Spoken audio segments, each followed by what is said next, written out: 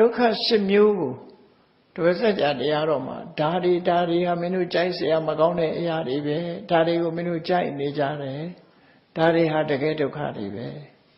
အဲ့ဒီဒုက္ခတွေကိုမြင်ဖို့ဒုက္ခလို့မြင်ဖို့ရအတွက်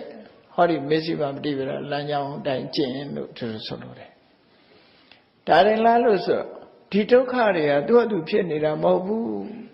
မင်းတို့လိုချင်လို့ဖြစ်နေတာ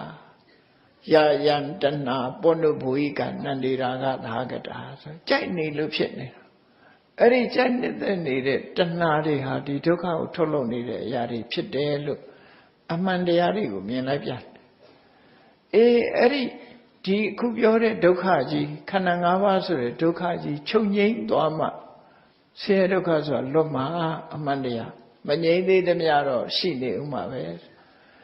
အဲ့ဒီခန္ဓာဆိုတဲ့ဒုက္ခကြီးငြိမ်းသွားဖို့ရအတွက်ကတဏှာကိုဖယ်ရှားနိုင်မှာဖြစ်တယ်လိုချင်မှုတဏှာအကျွမ်းမဲ့ချုပ်သွားပြီဆိုလို့ရှိရင်ခန္ဓာ၅ပါးဟာလည်းချုပ်သွားမှာဖြစ်တယ်အကြောင်းတရားချုပ်မှအကျိုးတရားချုပ်တယ်ဆိုရယ်ယောတတ္တယေဝတဏှာယအတေတဝိရာဂနိရောဓ